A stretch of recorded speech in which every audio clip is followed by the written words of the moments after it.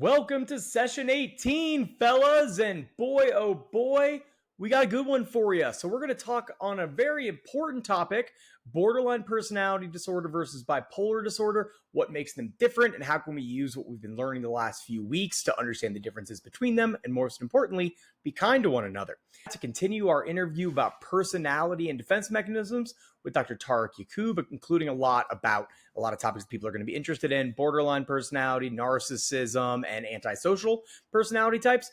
We're going to complete this episode with a BHoF inductee, Brandon Marshall, NFL wide receiver who's been very outspoken on his own diagnosis of borderline personality disorder. And because not all heroes wear capes, I'm recording this just hours after the Bengals pissed the game down their leg against the Baltimore Ravens, timestamp October 6th. So, orange headband, Houday in the background, giving me my old patience. Hurt versus injured. That game tried to injure me. I'm playing hurt. I might be playing a little injured. Football, feelings, rough. Let's go.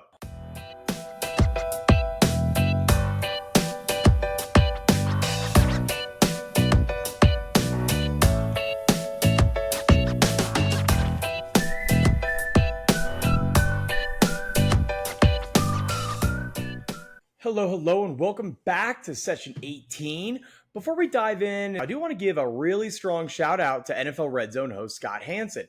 Not a usual BHoF nominee, though a good guy. During the Buffalo Bills versus Houston Texans game today, he commented on Stefon Diggs, a notably volatile guy, and said that he is both one of the league's most talented and emotional wide receivers. Why do we like that? Scott, congratulations on the use of the dialectical and. We are always pointing out that two things can be true at the same time. Slept. Sorry about the Bills loss there to the Texans. Sad face, Stefon Diggs revenge game. And so we transition to today's topic, and I want everyone to ask themselves, have you ever said to somebody like, oh, you're so bipolar? Do you even remember what you were saying and why? My best sense is you actually got the diagnosis wrong. So I want to take time today to make sure we explain the differences between borderline personality disorder, which is what you probably meant in that moment of anger when you called someone bipolar, and what actual bipolar mood disorder is. This is important because it does get confused out in the world all the time. And during the interview with Tareq today, we talked a lot about personality structure. And because borderline personality is such an important thing in our society, it's a manifestation of trauma, it's a manifestation of how people see the world and where a lot of anger and violence comes from. And I want to make sure we took the time not only to explain borderline PD, but also how easily it gets confused with bipolar disorder. So let's think about last week when we talked about with Tareq that personality structure and the defenses we use are on a spectrum from neurotic to psychotic. And that borderline is right in the middle. Okay, so borderline defenses mean that when we're stressed, our set point goes from somewhat out of touch with reality way over to psychotic, which means we're out of touch with reality. This is not schizophrenia. This is not bipolar disorder. This is like our set point, or Dr. Tracy Marks, who does a great YouTube page, calls it your climate. It's consistent all the time and probably has been for the majority of your life. Bipolar disorder, in contrast, is like storms that blow in. So the climate and storms, of course, they impact each other, as bipolar disorder and borderline personality disorder can do, but these are the storms that blow in. You have storms of depression, you come back to baseline, storms of mania. We'll talk about those differences, and those are things that do change your mood state differently than, again, if your personality structure is borderline, then that's kind of where you live all the time. So borderline personality disorder, defined as a pattern of unstable, intense relationships, as well as impulsiveness and unhealthy ways of seeing themselves. Sounds a little bit like we all have these moments, and I want to make sure we continue to hear that most people on this earth have experienced symptoms that are aligned with borderline personality disorder, whether it be when you were a teenager, heck, or still even into your adulthood when pushed hard enough by stressors. Because again, a lot of us live in the neurotic defenses world, and when stressed, we float over into that borderline. Right? A lot of bad things happen to you in a row and you think that karma or luck is coming for you. People are out to get you. That kind of thinking that we all can slip into when we're feeling more anxious, more depressed, angry, those types of things. What is the difference is that in borderline personality disorder, we have to have a pervasive, really throughout your life, likely since your adolescence, with 5 of the following 9 symptoms. A fear of abandonment, that is the core symptom here. Unstable relationships, an unclear or shifting self-image. So, what kind of who are we in this crazy world continues to be difficult because we didn't get a good enough base of it. like a sense of self, like Riley gets at the Inside Out movies. We do impulsive and self-destructive behaviors, often like self-harm, which is another diagnostic criteria. So we don't think, we blow up, things get really fast for us, really fast, extreme emotional swings. So these are things that happen very quickly. So mood swings that can go 0 to 60 in no time, right? We say someone has a short fuse or a short temper. And this is similar to what we might see when someone's manic, but again, this is persistent throughout the whole time. These people with borderline PD have chronic feelings of emptiness, which often lead to the self-harm because they feel numb and they harm in order to do something, in order to feel something. It's also where a lot of substance use comes from people with borderline personality disorder, is because they do feel that emptiness and numbness throughout their lives, again, usually as a result of trauma. And then the final category is explosive anger. So when we think about the defenses we see in borderline PD, we see a lot of these come to play. A lot of projection, denial, splitting. Emptiness turns into dissociation. So things like that, where we see a lot of those immature defenses come out, especially when people are stressed. Let's contrast that with bipolar disorder, which is a severe mental illness characterized by long-lasting periods of ups and downs, or we'll call mania or hypomania, and depression, that are intermixed with returns to baseline. So these are the storms. You have a storm, you're back to normal, your storm. All right, so that's different. This is a biologic illness, a chemical imbalance where personality is more of a chronic set point. So what are these distinguished by bipolar disorders? We have these ups, they're called mania or hypomania, which is either 7 or 4 consecutive days of extremely up, elated, irritable, or energized behavior coupled with decreased need for sleep. You're feeling yourself, you don't need to sleep, you're up late accomplishing projects.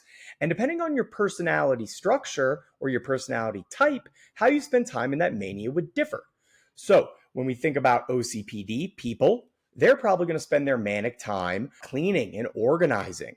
You know, narcissists might spend their manic time writing speeches and declarations of how great they are and looking to make business plans. Yeah, and so those are different based off kind of our structure. Schizotypal people, you know, that we learned about last week, are probably going to be a lot more magical, you know, thinking about religion or thinking about spirituality or different signs when things get very fast in their head, that those types of things are going to really run away from them. The downs or depression, that's 2 weeks of depressive symptoms. So low energy, bad sleep, negative cognitive distortions really playing a role, feeling hopeless, or at its worst, again, feeling suicidal. Bipolar disorder is interesting because these can be mixed episodes. So you can kind of have these symptoms that are mixed with one another. It's so understandable that these things get confused with each other, borderline and bipolar disorder. So how can we tell them apart? There's a few important ways. Again, let's think about the mood swings. So that's your climate. These mood swings are short, you have them often, versus mood episodes like your storms that are episodic. They come in and go out. So if you see someone's mood is more erratic, more energetic, less sleep, more fast talking, and that's happening for days on end, that is likely a bipolar manic episode, versus if somebody feels slighted in a moment and they get angry for a minute and then they do some deep breathing and calm down. That is not a manic episode. That's going to be the volatility or a mood swing that we'll see with somebody with a borderline personality structure. Sleep is another way we can tell these apart. People who have borderline PD usually have some sort of trauma and for the most part have pretty persistently bad sleep. The key here is that your sleep with with bipolar disorder, the episodes change your sleep. So depressed people, some sleep more, some sleep less. We usually think about people who are in bed all day and sleeping when they're depressed. And when we're manic or hypomanic, our need for sleep goes down. These do not change in the rapid cycling type episodes that we see in borderline personality disorder. And also safety. Let's remember that self-harm and suicidality are specific to borderline personality disorder. So we see a lot of those suicidal actions, suicidal gestures, overdoses, threats when they feel like someone's going to abandon them. If you do this, I will hurt myself. We see that very commonly in borderline PD, sadly, because it's a way to get their needs met. It is a way to get attention. It is a way to get this person across from them to not abandon them. That is not the case with people with bipolar disorder. Their moods go up and down. People with bipolar disorder want to live. They're taking their medications. They're doing their thing. They ride out their up and downs and wait for them to get back to their baseline. We also have a term that we use in the business called border polar. And we think about 20% of people in most recent research studies have borderline and bipolar together, one with the other with the other, right? And so that's a pretty significant part of the population, especially when you think about how persistent trauma is around the world. So thinking about somebody whose baseline or their climate is pretty volatile, including symptoms of personality disorder. So those unstable, intense, hot, cold relationships, fear of abandonment, a lot of self-harm and impulsivity, those can be worsened by people who have also mood episodes on top. So when they're manic, all those things get more serious. When they're depressed, all these things look more like depression and sadness. And so the things we note about people who have border polar is that it's usually a younger age. That's again points to trauma and an earlier onset of biologic illness, more suicide attempts, more severe, more aggression, more substance use, more hospitalizations, a higher rate of disability. So if all this makes sense, it's the idea that when you have a climate that's pretty volatile and storms that blow in a lot, these are obviously pretty intense people. So why does it matter that we use one of these versus the other, Dr. Solomon? Why does it matter that we get this lingo right? Well, we want to use words accurately and we want to be kind on this show if you're listening. So let's make sure that we're thinking about this. If we have someone in our life who we know had a pretty rough go of things, maybe these people seek more attention, they're worrying about what other people think, that's more likely a personality disorder. Bipolar disorder are the people who we know you can really sense the depression off them. The lows are really low. Maybe they're on disability and have to take time off work. And their manic episodes are more distinguishable. They talk fast. They might be irritable. They're noting their sleep isn't as good. These are persistent conditions, kind of a personality that's always there. We know what those people look like. Jennifer Lawrence in Silver Linings Playbook versus bipolar disorder, Bradley Cooper in Silver Linings Playbook. I think it's one of the easiest ways to explain it. It matters not only because I want everyone to be able to describe those things, like our example from the beginning, when you say to somebody you're so bipolar because their moods swing really fast, that's really borderline personality disorder. And again, likely a manifestation of trauma mixed in with some genetics of intergenerational trauma. It matters because the treatment's different. Okay, borderline personality disorder, as we know, is treated with dialectical behavior therapy. Let's go all the way back to our block with Dr. Lauren, where we start this process and talk about how and why DBT was developed for patients with borderline personality disorder, because nothing else worked at the time in the late 80s and early 90s. And how do we treat bipolar disorder? Well, that can be with medications. So at minimum, to control the mania or the depression, to kind of bring them closer together, to prevent safety issues, and of course, keep you functioning. And so we use medications called mood stabilizers. So lithium, Depakote, Lamictal, atypical antipsychotics we'll use like Abilify and Zyprexa. And the idea there is that we need to keep those mood episodes from occurring. What's interesting is that I get people that come to my office all the time and they've been on a million antidepressants, okay? They've been on Prozac, they've been on Zoloft, they've been on Lexapro, and they're like, Doc, I don't really want to try any of these. They didn't make any difference. I didn't feel any better. Worth noting out in this world is a lot of people who present for mental health treatment get misdiagnosed when they have one of these or the other. So this just isn't just colloquial. This isn't just how we assign this as lay people out in the world. It's in the hands of clinicians as well. And it takes getting a really good history, a really detailed understanding of someone's past and how they present to make sure that the label is correct, which makes sure that the treatment is correct.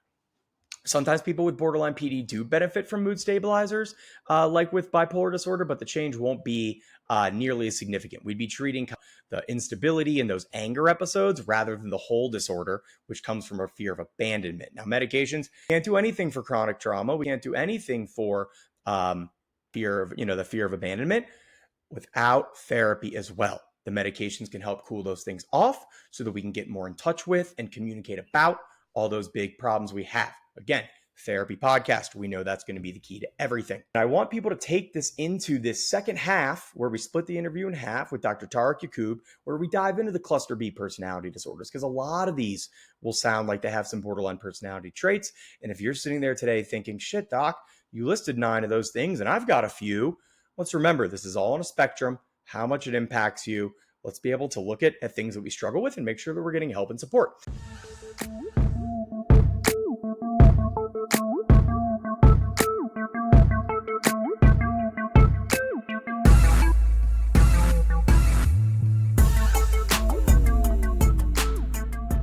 As we transition to cluster B, this was the wild category. So specifically in research that the traits amongst people with a cluster B disorder are homogeneous, so meaning they're similar. But if you take 2 people diagnosed with borderline PD, which is the archetype here of cluster B, they're more different than if you took anybody with any of the 4 cluster B diagnoses. So histrionic, antisocial, narcissistic, borderline, any 2 people diagnosed with any of them are more similar than 2 people within one category. It's like some, weird like that. And that's, again, why we're pushing away from these individual cluster of traits, because they have value as like caricatures, as like cartoons, like the most, the most disordered people of these things do present this way, but the vast majority of the population doesn't, which is what stops us from talking about milder versions of this. Cluster B thoughts? Yeah, I mean, a lot of the times we just write as a diagnosis cluster B traits, right? Like it's hard to commit to one, like for the same reasons you were saying. I'd like us to talk about each specific one. You can help lead the way there. Yeah, of course. But yeah, there's a lot of overlap. And one thing I'm actually curious about, and this is something like we see sometimes in the eating disorder world or even in the anxiety disorder world, is that when you have one anxiety disorder, you're likely to have another. And there's, someone who's socially anxious may end up being generally anxious later on. And I think about, we think about personality as something rigid, but if it's just a set point and it's like the set points within cluster B over the lifespan, is there people that shift from being narcissistic to antisocial? And maybe we can talk a little bit about that. That was actually a big debate about Tony Soprano in The Sopranos, to be honest. We're going to get there. So we're going to go through each of these. So Tareq's point is also really good. Cluster B is a great example of personality is not static. It is not static. It is generally a way, again, it's your sense of self. It's the way you see the world. It's the way you're organized. I would not be doing this job if I did not believe people could change. Staunchly. Now, does that mean moving your set point more towards safety, stability, and away from instability and psychosis? Yes, that is what we're saying. That is the whole goddamn point of therapy, is to move yourself towards stable. Away from black and white, away from immature defenses, away from psychotic organization, borderline organization, and towards a more stable set. So yes, the set point can change. And that's why I've been saying the medications don't work in these for the most part. We might use them to treat co-occurring conditions. In any of these situations, you can have depression, you can have anxiety, you can have obsessive compulsive disorder, not OCPD, we're going to get there. And the medications can help. But the way you're organized like this generally needs more deep therapy work. Using the skills we've already learned in CBT, DBT block, all that good shit. Yeah, and I think that's kind of one of the points. It's very interesting to see the evolution of psychodynamic and psychoanalytic ways of thinking, because it used to say that people with personality disorders could not be analyzed, and now I feel like the focus of psychoanalysis and psychodynamic is doing exactly what you just said, that shifting that set point, but not just through skills, but through new ways of relating to other people. Like if you ask people, how does therapy actually work? You're going to get a million different answers, right? But we do know that things that lead to good outcomes in therapy are a good fit with your therapist, that you like your therapist and you get along well, and also the intensity of the relationship. So if you see someone for 10 years, 2 times a week, you're probably going to get better results than seeing someone 12 times over one time a week. Yeah. It's just, and CBT and it's DBT very intuitive. CBT and DBT are meant to help these things, but the express goal is not to be shifting this dynamic. It's meant to be more skill-based. Tareq, you made a great point. If you're only listening to this episode because you heard Dr. Yaqub was handsome, go back 2 episodes and you'll see Satish and I talk about the principles of psychodynamic therapy and why it's different than the skill-based therapies. So, timestamp, the Bills are down 14-3 against the Ravens, so we are rally capping in the name of our social media manager, Mike Slepian. We are throwing on our Buffalo Bills sunglasses, and I'm just noting that I hope that with 8 minutes left in the second quarter, the Bills can come back, because it's against the Ravens. It's within AFC, Tareq, but also fuck the Ravens. I'm a lightweight Bills fan because of my buddy Mike, who does the socials, and that's been beef lately, especially when we whoop their ass in the playoffs. And I have Josh Allen playing tonight on my fantasy team. And, if I was to incorporate some schizotypal thinking, I would say don't talk about him right now, because if he doesn't do well, I'm going to say you jinxed it for me. Yeah, for sure. And again, what did that's funny. I didn't even think about it. Rally cap.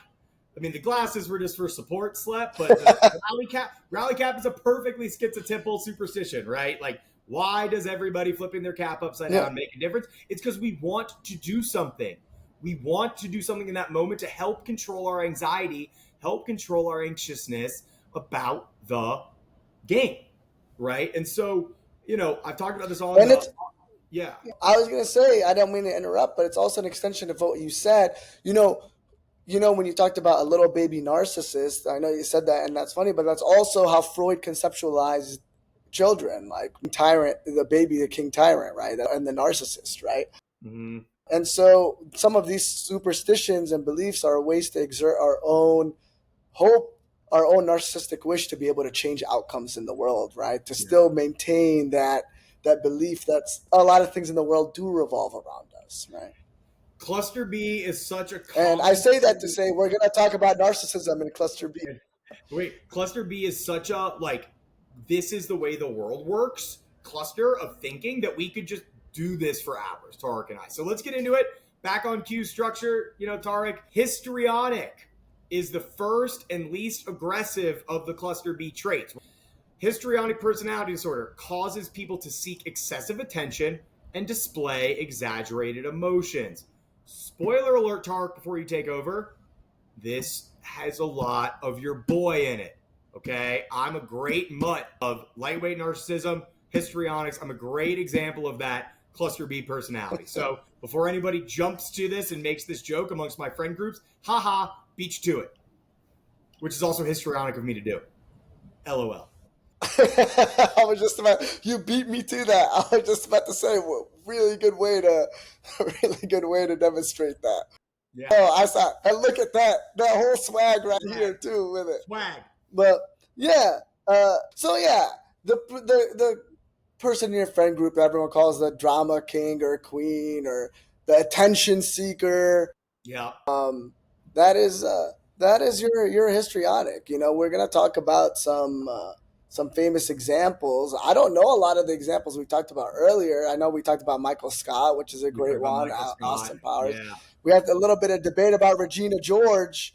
I would argue that almost every character in Mean Girls is histrionic, though. Sure, as like a trope of high school girls or high schoolers in general. High school years are extremely Cluster B. Adolescence is inherently narcissistic. It's inherently borderline. It's inherently histrionic. Especially if you're functioning normally. If you're too anxious for these things, then they're just underneath, and you need to overcome that to have these normal responses to adolescence. On a spectrum, actors and musicians are histrionic. They like the attention for the most part. Full-on drama king, queens, gender-neutral royalty, right? Like you're kind of not just being an actor or an actress, but you're like doing it all the time. And what I said the most psychotic version of this is people who have plastic surgery to look like a cat. I got nothing on that outside of it's for attention. Now, if you identify as a cat, that's out of the purview of this podcast. I don't want to make fun of you. And if you get plastic surgery to look like a cat, you can go look this up. There's people on the internet or other weird shit, I'm sure. You're just fucking out there, man. That's a psychotic level of personality organization. I got nothing for you.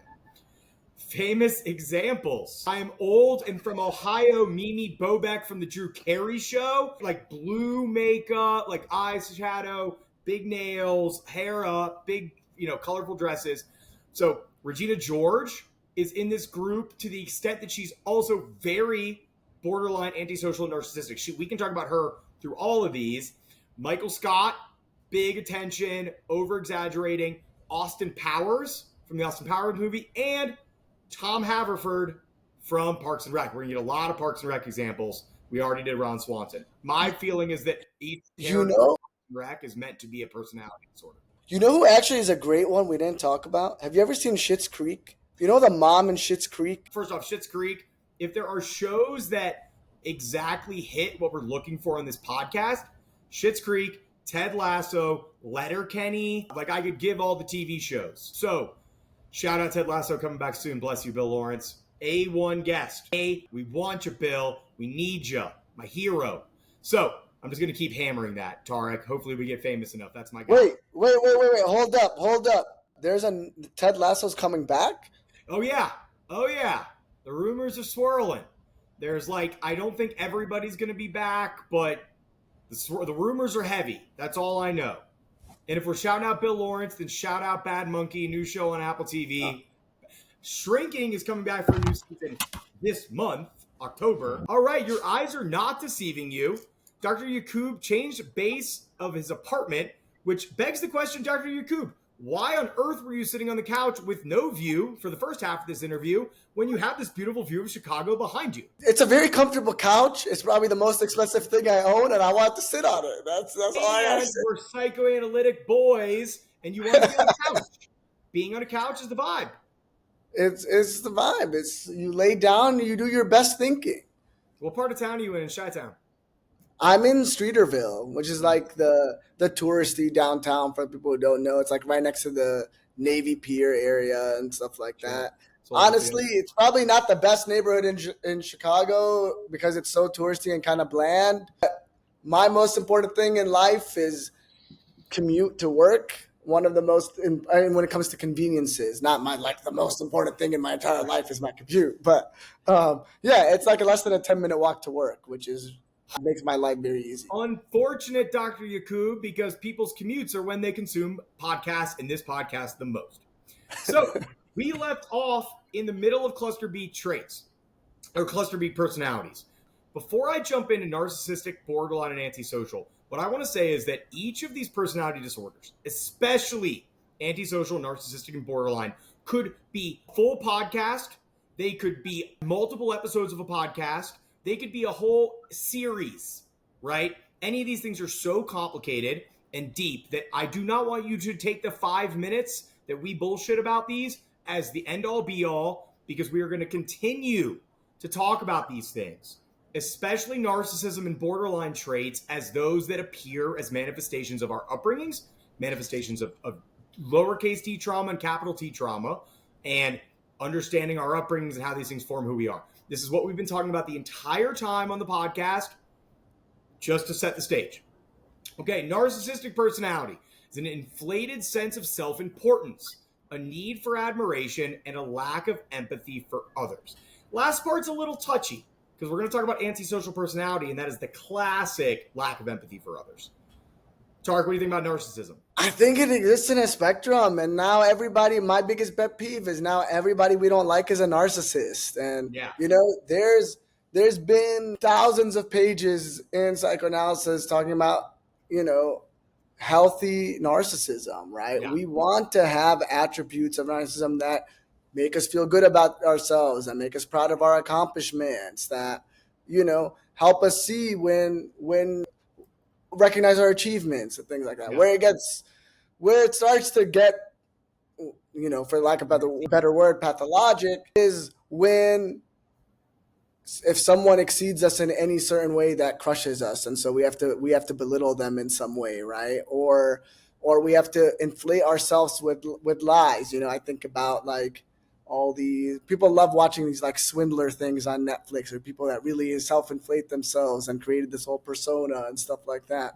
The term narcissistic injury is bullies hurt people. Like, you think you're the best, your wife divorces you lose your job, you have a narcissistic injury. That's one of the few things that'll bring a narcissist to treatment.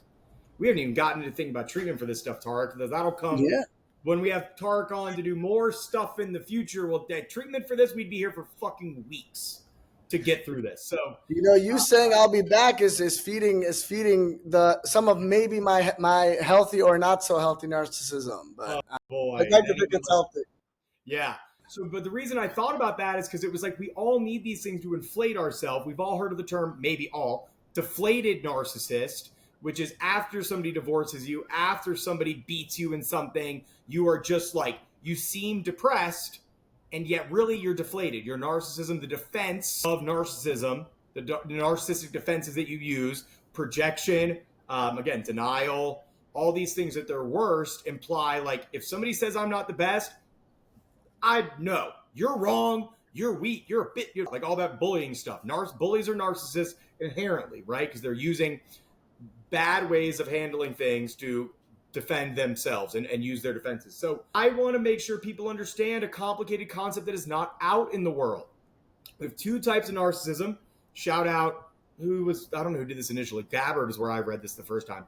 Classical versus hypervigilant narcissism. Classical narcissism is the kind you think about. Okay, so but the continuous nature of narcissism implies an inflated sense of self in the world. That doesn't have to be bad. Classical narcissists, it's bad. Vince McMahon, Jimmy McNulty, the moms from Sopranos. Okay, well, that's a tough one. We don't know. Tareq will let us know about that here in a minute. That is like, you really do think you're the best. You need this admiration, a lack of empathy for others, right? We see this in a lot of politicians, a lot of CEOs, and that's why this part, the classical narcissism, overlaps with antisocial personality. Now, hypervigilant narcissism is like it sounds. You're the best party host on earth. You really need to make sure everybody's okay, everybody has a drink, everybody's comfortable, even though these are all grown-ass adults, and you know the rules at my house parties, Tareq. Actually, you don't. We need you to come visit Denver. All of my friends listening to this, if you've been to my house 3 times, you get your own fucking water. Because I want to make you comfortable, and I have hypervigilant narcissism, like every young Jewish boy, and I don't want to anymore. So if I know you well, I'm on the couch, you can get fuck up and get what you want. So that is how you combat hypervigilant narcissism, is remind yourself, I don't need to take care of these people. These are all grown-ass adults. I am not responsible for their feelings. So that is like the idea here. Narcissism is like an inflated sense of self in the world. If you think because like you looked at someone wrong that their day's ruined, or you are like, that's too much. You just fucking looked at them. It's not a big deal. A lot of social anxiety comes from hypervigilant narcissism, because hypervigilant narcissism overlaps with borderline personality, social anxiety, unstable relationships, worrying about losing relationships. So that's why that concept. So Tareq's saying his pet peeve is everybody's a narcissist. Well, everybody is a narcissist. Babies pop out the womb. So humans naturally are always going to look out for number one. The more mature you are, the less likely you are to have to always look out for number one. So understand that you can look out for yourself and self-advocate while also help other people. Whew, Yeah. I want to get that one. No, but I love that conversation about hypervigilant narcissism, because, you know, it's not classically how we think about narcissism in a negative connotation, right? Like we're talking about, yeah, part of anxiety is an inflated sense of what I do will affect people in some profound way. If I said this word, I ruined someone's whole life. You know, if I made a joke in a presentation that maybe everyone laughed at except that one person, maybe I offended them. I don't know what they're thinking, and you go down this This rabbit hole. We all know that rabbit hole. Like people, I think, would describe it as social anxiety. I have a doctor I work with. She's a fucking gem. And I taught her the concept of hypervigilant narcissism. She came back the next week in therapy and was like, I don't know if I've ever actually been depressed, or it's been just like my mind fucking swirling about this. Like the concept, just to help her like reframe what depression and anxiety have meant for her, like blew her fucking away. And so I don't know if it's like that for everybody, but hypervigilant narcissism is nice people. The nicest people, in fact. I mean, everybody's different, but the nicest people, in fact, right? They really don't want to hurt your feelings so much that you feel like when they're all worked up, you have to be like, it's okay, it's okay, it's okay. Because they might not be able to handle it not being okay.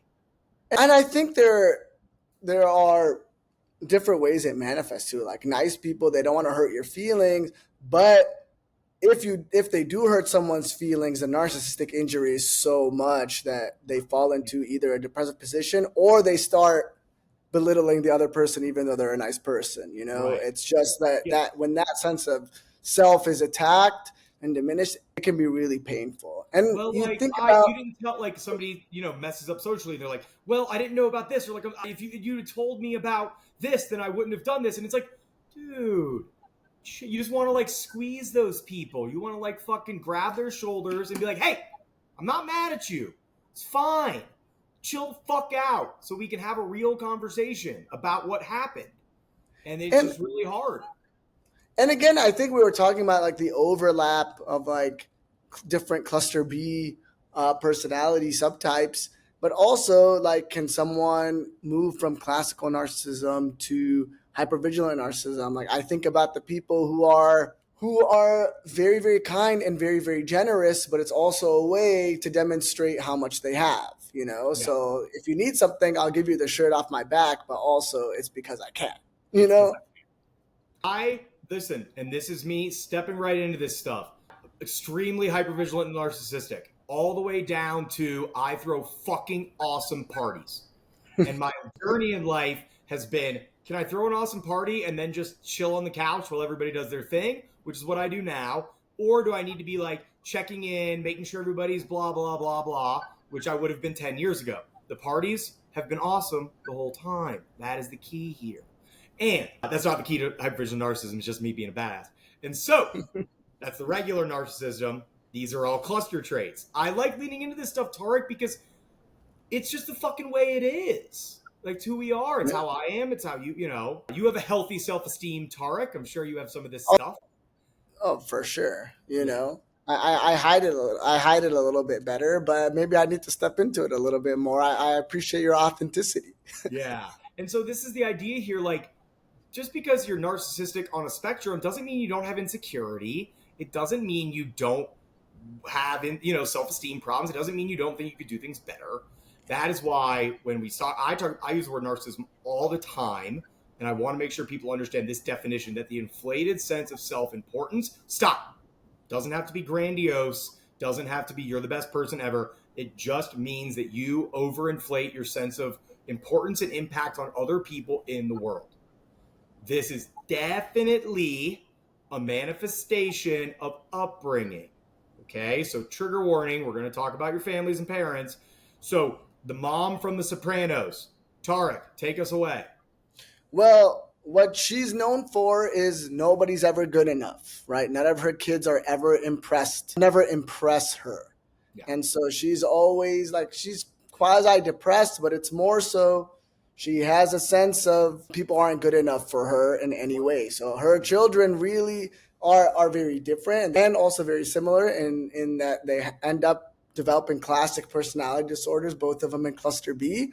But it's the insecurity that's coming from that kind of narcissistic way of relating to a narcissistic parent.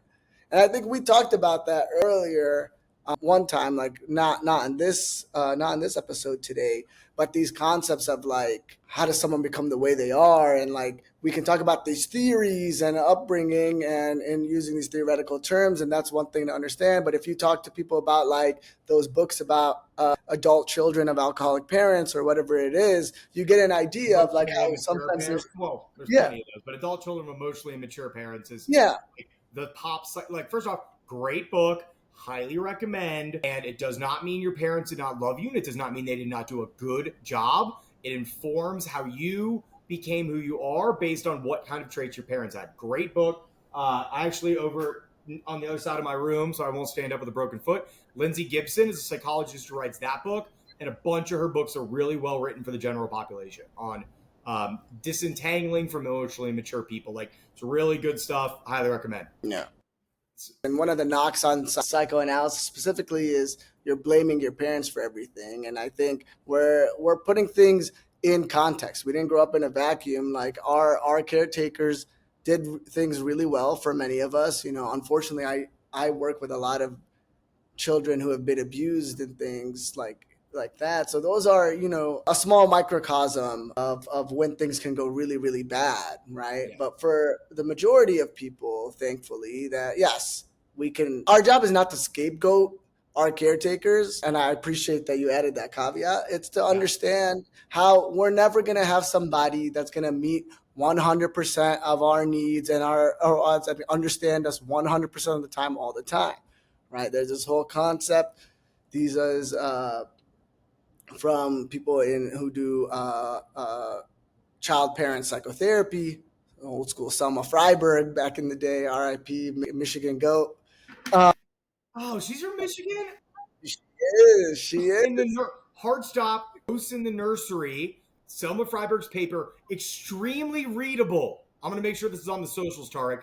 Extremely readable, 1973, fucking landmark paper, because Freud was trying to talk about this stuff, and then remember, everybody, the Austrian hierarchy in Vienna said, we'll fucking kill you if you talk about incest in the home, Freiberg had to bring this shit back 50 something years later and say, hey, we are a product of the shit that happens in our home. That took another 60 years to get out in the. I see how mad I get about this, Tareq. But Yeah. shout out Selma Freiberg. You can find Ghosts in the Nursery on the internet, PDF, 20 pages maybe, and it rules. It's probably my favorite paper to Yeah. assign, and I don't know. But she kind of started this idea of thinking about the dyadic relationship between child and parent and the feedback they give one another.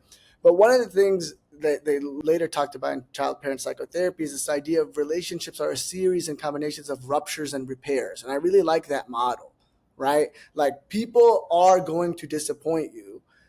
And I think one of the hallmarks of some of the cluster B personalities is that when people disappoint you, there is focus on the rupture and a difficulty to think of that repair mode, right? It is, oh my God, this person betrayed me, or this person is not good enough for me, or whatever it may be, or this person deserves to die, maybe if you're antisocial.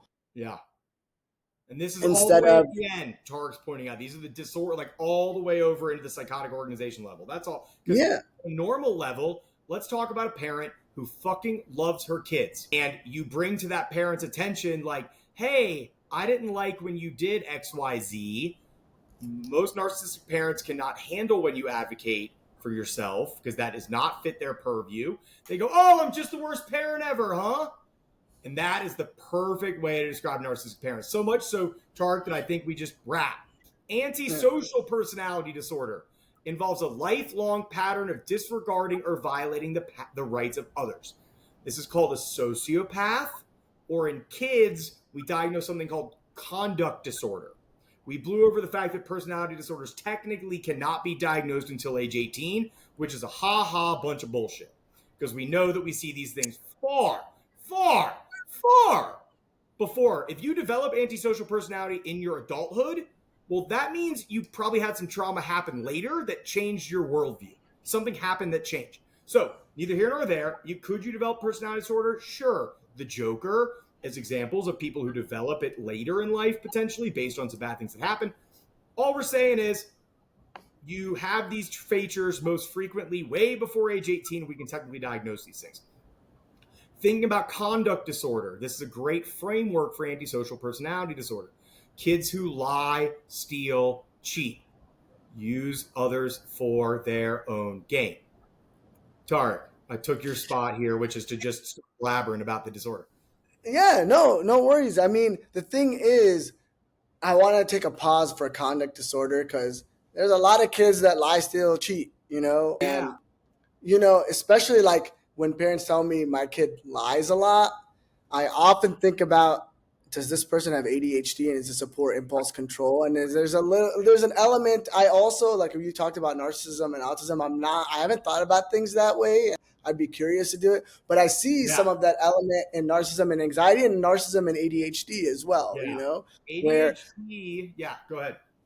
well, there's shame of not having impulse control, right? And then the immediate reaction when you don't have more, when you still have a deficit of impulse control, is to say, well, it wasn't me, I didn't do it, something else happened, And that's classic. classic. What they want when you fill out a Vanderbilt, which is the gold standard for ADHD assessment in children, we have the teacher do it and the parent do it, and half of the Vanderbilt is conduct disorder questions. Mm-hmm. So this already knows that when you have ADHD, your impulse control is already low, your response to things, and as a kid, you're gonna lie about stuff because you fear the consequences, and you don't yet understand that if you just chill out, talk about what happened, it's not going to be so bad. So ADHD kids have a main line to both depression, but also antisocial personality, because they get corrected, they get told they're wrong, they get told they're bad because they can't sit down in the way our school systems function. And then they say, well, I guess I'm just bad. And that is how this can be a pipeline. Obviously that's not for all ADHD people, but you could see it being like, well, everybody's thought I was a bad kid my whole life. Like, why on earth should I not be bad? Conduct disorder, someone does something, you say, well, that motherfucker deserved it, or whatever. You know what I mean? Like, that's kind of what happens. Though, as you kind of, like, we use the term sociopath, as you build your skills up, You're skillful enough to apologize even though you don't mean it. So that we think of con men, we think of mob bosses, we talk Tony Soprano. Popular examples, Hannibal Lecter from Silence of the Lambs, Barry from HBO, Tony Soprano, Walter White. Great example of, I know you wanted to go off on Walter White. Take it away. I know you want to. Have at it. I mean, I just get shocked that so many people root for Walter White when he is an objectively. He's got cancer. He's got cancer until he was a teacher. Yeah. And I mean, that's the thing. But like, this is somebody, when we think about moving between personality clusters within cluster B, I view Walter White as somebody who was kind of narcissistic, but underachieved as being even though he was smarter than his colleagues that became billionaires or whatever, Right. and he was a chem teacher. That was a big narcissistic injury to there was another injury in getting cancer, and then there was another narcissistic injury when his friends offered to pay for his treatment, and he could not tolerate that. So for me, it's like if he just accepted the generous donation from his friends, that's it. Show would have been over. But he had to prove it to himself in a narcissistic lens, and then that led him to justify all his actions later, which morphed into more sociopathic actions. You know, murdering somebody or almost killing people or kidnapping people. That's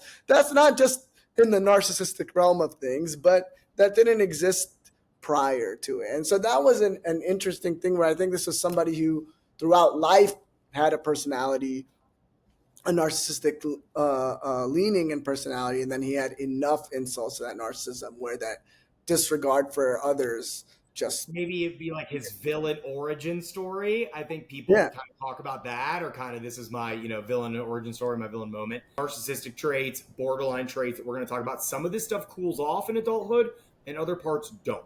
The behaviors often cool off. The core injury stuff usually does not.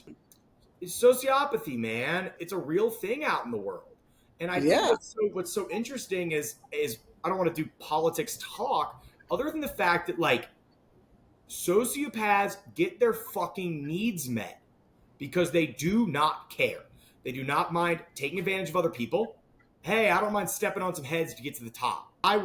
That's like a neurotic version, right? Like, hey, I want to be the CEO. I'll fuck over whoever, some succession shit, right? Then maybe it's like I would actively use other people to my advantage, and then you become a mob boss who's fine murdering people. Yeah. And I mean, this raises a question. If we talk about succession, is Logan Roy a narcissist or a sociopath? Classical narcissists look like sociopaths. Yeah. And and I think that's the hard thing. We want to think about sociopaths as like every one of them is like Ted Bundy or something. Yeah. But a lot of CEOs, highly successful people. Yeah, it's just like there's some charisma that comes from it, and there's also some jealousy in that they get what they want, right? So let me idealize them because they know what to do, not knowing that what we're idealizing is a lack of empathy for other people. Right. Yeah, I mean, people who've worked their way to the top. It's and we talked about this with leadership a million episodes ago. That male traits in leadership often will have antisocial qualities. So like persistent, just, it's hard to say exactly, but like power, control, those things all come from this place. Whereas like feminine leadership traits, open-minded, listening to other people, balance, that shit that's healthy. The shit that makes men, quote, good CEOs is often unhealthy, just as a general statement. Borderline personality disorder. Here's the money, people. Unstable moods, behavior, and relationships. Unstable. Instability. What book do you recommend people understand? Well, the title in itself is a microcosm of borderline, and it is I Hate You, Don't Leave Me. We don't pop out the womb with borderline PD. There's a biologic component. Studies show that there is biologic components, which means twin studies, adoption studies, about borderline. Fair, right? We know about intergenerational trauma. I'm pointing to the body keeps the score. We know about these things now. We understand that chronic stress creates impacts on the immune system, And we also understand that obviously chronic stress creates patterns in our behavior that were infused in us based on generations of stress and trauma. So that is my disclaimer of saying I'm not bashing borderlines as like, oh, that person's so borderline. Like Tareq and I, anybody involved in this podcast cares about these people. I like to tell people, if you've never been suicidal after a breakup, you have not lived. And so that's like, I try to say that to people after breakups, because you could imagine Tareq and I encounter a lot of suicidal people after breakups. Tareq works mostly with kids. So people be like, oh, teenagers are so dramatic. Let me tell you, most people are struggling that hard after breakups. So a breakup is a stressor that's going to push you more towards borderline or psychotic organization. So as we kind of talked about the organization, borderline people are set in that borderline space. Descriptions of people that we might think of as borderline. Okay. Again, your sense of safety is not good in the world. Your thinking of yourself, others, in the world around you is unstable and it's unsafe. The key word here is a fear of abandonment. All their defense mechanisms are meant to be in a way to control their fear of abandonment. Tareq, what are some of the defenses you think of in borderline PD? I mean, I think definitely about splitting. Think a lot about projection. You think about acting out. Oh my God, those have all been covered on the super cool Instagram account where we did perfect examples of all those. We did projective identification, we've done denial, we've done splitting. So hey, if you want to know more about those, I just need you to log into the Instagram page, go back and look, like things, comment. So Tareq, we can explain any of those if you want, but I love that, we're working on this stuff and we're putting it out there for people. But I think that title of I Hate You, Don't Leave Me really highlights splitting. And I think splitting is the central defense of the borderline organization. And splitting essentially means something or someone is all good or all bad, and there's nothing in between there. So there's a perceived slight from somebody else. I hate that person. But then they do something nice for me. I love this person. That's the essence of I Hate You, Don't Leave Me. And there's that fear of abandonment that you talked about, but think about how much easier it might be to feel abandoned or slighted if you paint that person as an inherently evil person, right? Right. And so, that splitting is what makes people teeter on the edge of this psychosis and neurosis all the time. If we go all the way back, right? So we talk about the world cannot be black and white. This is splitting. When you are a baby, you need to understand if your caretakers are consistent, are safe, are able to keep you alive. So you internalize an all good, we used to say mother, parent figure, right? That if they're taking care of you, they're good. If they're not, you start crying, you start freaking out, you're trying to get attention. So examples of borderline people. Elsa from Frozen. Locks herself in a room, gets isolated, experiences trauma. All I'm saying, blame the internet Google searching I did. Tiffany, Jennifer Lawrence's character in Silver Linings Playbook. That's a great example of Bradley Cooper's character is bipolar. Jennifer Lawrence's character is borderline. Harley Quinn from Suicide Squad. Harry Potter. What up? The Scar. His parents were absent, abused, borderline, and you can see, so it's like a numbed out substance use at the beginning, the unstable sense of safety, so that I hate you, don't leave me. And then like at the most extreme, this is suicidal threats. Okay, I don't know who's experienced this, and I'm sorry if you have, or if you've been the person who's doing it. There is hope. There's treatment that works. I work on this stuff with patients that are adults all the time, and they do get better. This is DBT, dialectical behavioral therapy. If you recall, was trauma therapy for borderline personality disorder when psychodynamic shit didn't work fast enough or at all for really ill people. So if somebody like you're like, we need to break up. If you break up with me, I'll kill myself. It's unfortunately common. Men and women, right? Both do this. I'll cut myself if you leave. Don't do that or blank. Look what you made me do. Those are borderline defenses. Those are borderline kinds of statements. Cluster C is that worried group, okay? So obsessive compulsive personality disorder, a spectrum of obsessions with rules, lists, schedules, and order. We talked about this already, people. Rewind to episode 7 When Harrison talks about social anxiety disorders beget anxiety disorders like Tareq talked about. So we broke down OCD, obsessive compulsive disorder, versus obsessive compulsive personality disorder. Please go back and look. It's well worth your time. Tareq? Yeah. I mean, I think, this is OCPD is the term that colloquially people use to, I mean, the colloquial term for it is when people refer to others as anal, right? And Yeah. that's actually a Freudian, Yeah. that's the anal retentive stage, when you're trying to exercise. Rigid anal. That's my spectrum of this. Yeah. This is the kind of thing like you need your pencil straight, your closet's color coded, that kind of thing. And you know for a fact, or you have a feeling that for a fact the way you're doing things is the only or the most proper way and right way to do things, and everybody else is doing it wrong. They're not organized enough, right? Yeah. It doesn't cause distress when you're this way, but it causes distress to other people, right? Because they can never do anything right. OCPD is the character archetype for an anorexic, the old character archetype of a high control, successful high school cheerleader. A lot of OCPD. What can I control? I can control my body. I can control my weight. So we think of eating disorder patients as very rigid. Okay, so that's an example. We'll get more to eating disorders down the line. But think about that as the classic example of like, I don't have a lot of control in this world. I need to control that anxiety. I'm going to control my diet and how my body looks. And then you can understand how fucked up eating disorders get. If you can wrap your mind around that, the only thing you feel like you can control in your life is food, it's going to fuck you up. And as an example, Jerry Seinfeld, the character, not the person, has a lot of weird eating stuff. He's OCPD. And also it was the early 90s, so everybody had anorexia, the Kate Moss and, the heroin chic of it all.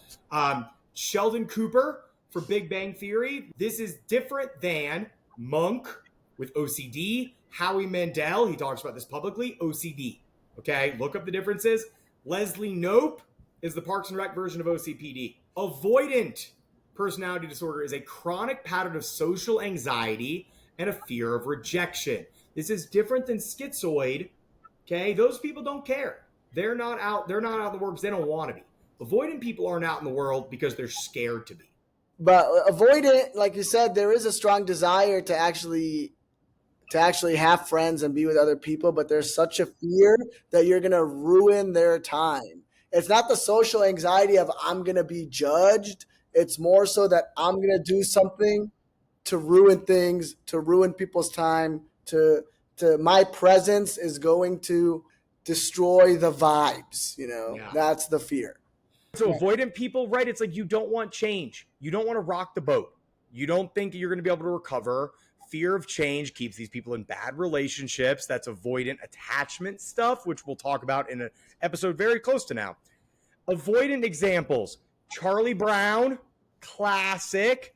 If you're younger, I had April Ludgate down for the Parks and Rec here. I'm worried a little less about that now that we think about it.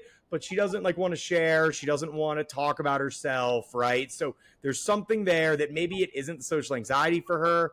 She might be a little more like schizoid, kind of like that. Although with Andy, we see she's in a good relationship. That stuff changes. Men in general, even though we're taught to communicate, are avoidant. This is more avoidant attachment than avoidant personality. But this idea that you just wouldn't go out of the house, you have social anxiety that is so bad that you're stuck at home. The final of these, dependent personality, is our final cluster C, final of them all. It is a pervasive psychological dependence on other people.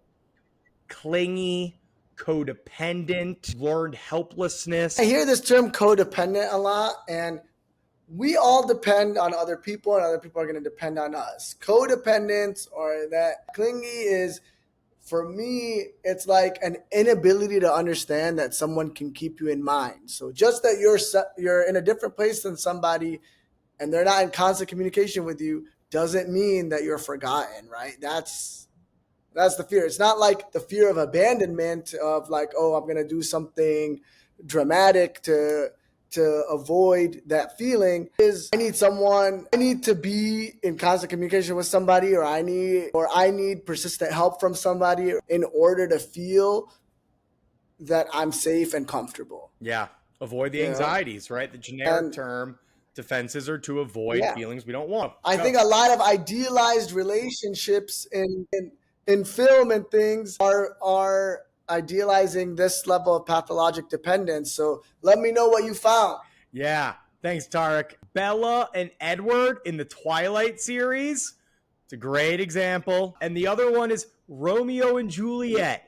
Great example of codependence. They're teenagers, mind you. So there is some of the cluster B nature of adolescence. They both kill each other. They both commit suicide together. That's not healthy. I don't care how you slice it. You're star-crossed lovers or not. That is codependence. It is not healthy.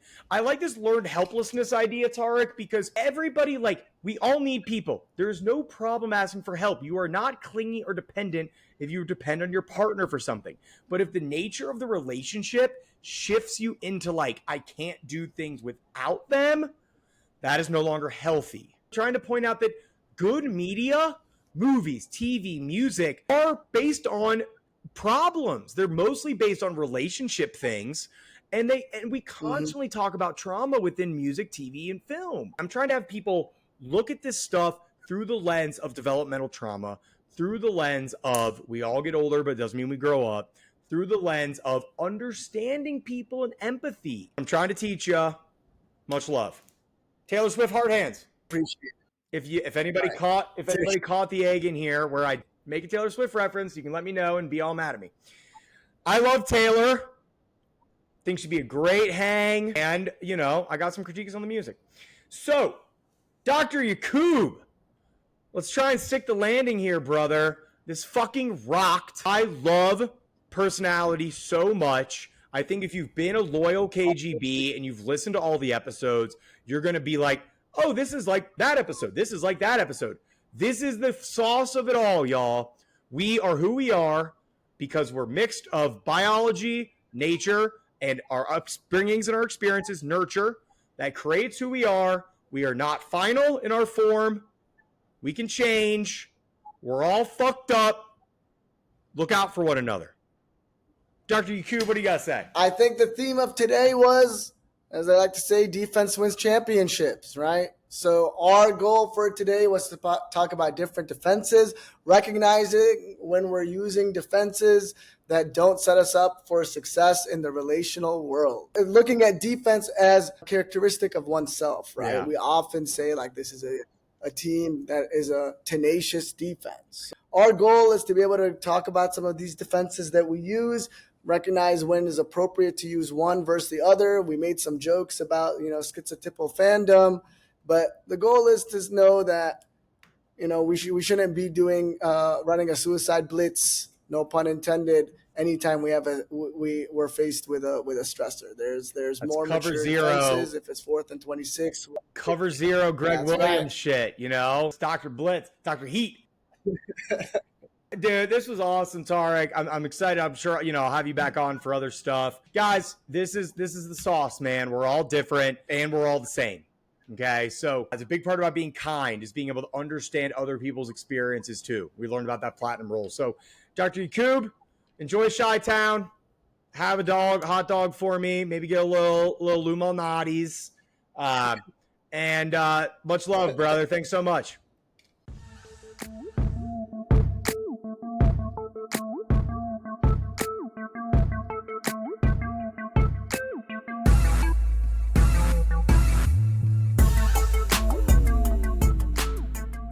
For BroMotion's Hall of Fame inductee this week, I want to talk about Broncos and Bears legend NFL wide receiver Brandon Marshall.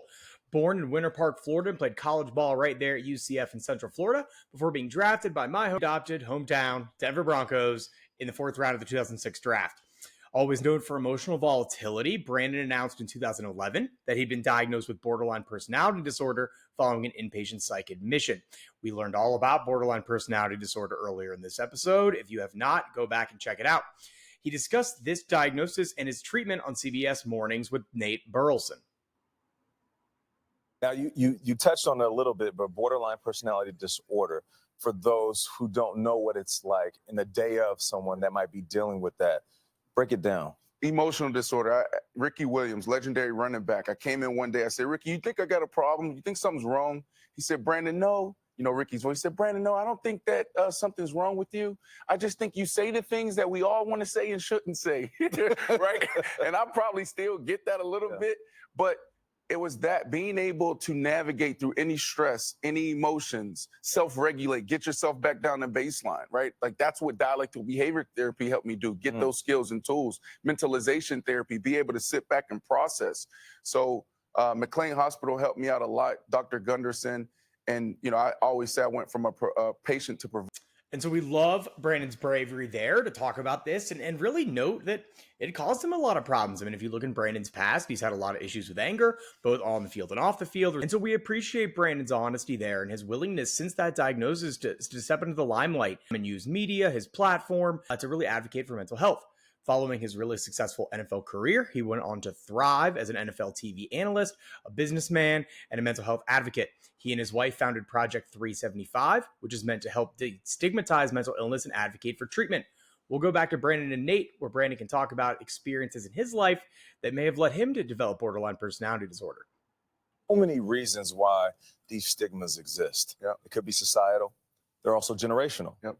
For a lot of African-American men, as boys, these aren't things we talk about. We don't sit down at the dinner table and go around and look at each other and say, how was your day? How are you feeling?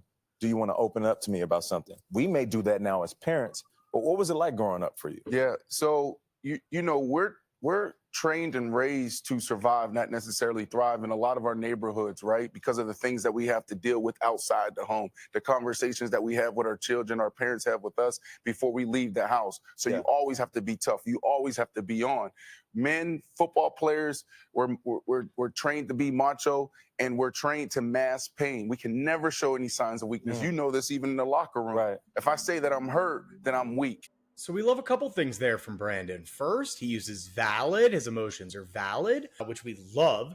And also that he notes, you know, what we've learned is that some of these personality traits come from a core fear of safety. And he talked about the neighborhoods that he and others grew up in, always having to be prepared to fight, always having to be prepared for danger to come their way. And so he does a nice job there of touching upon a lot of the things we've learned today. And so, Brandon, as a Denver guy and a fan overall of your work, I want to just say thank you for being emotional, for being honest and being vulnerable, and really helping to create change in the world. So we'll come back real quick to close out.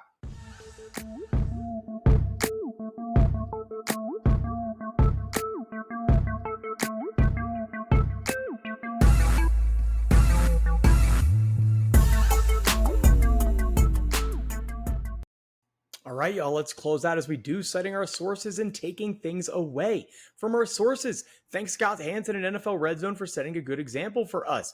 Want to again thank Dr. Tracy Marks. You can find her on YouTube doing a great job teaching information and discussing treatment from a psychiatric perspective. Want to again thank the GOAT, Nancy McWilliams, for continuing to provide the framework around personality and defense mechanisms that I love to live by. And from CBS This Morning, Nate Burleson, for letting us borrowing this interview time with our BHoF inductee, Brandon Marshall.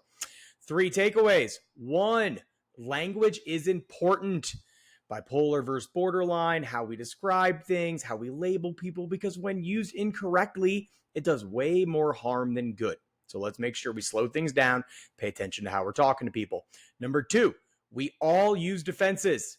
We're on a spectrum, and they all become much less mature when we're stressed. None of us in this audience are immune to that. No finger pointing, none of that stuff.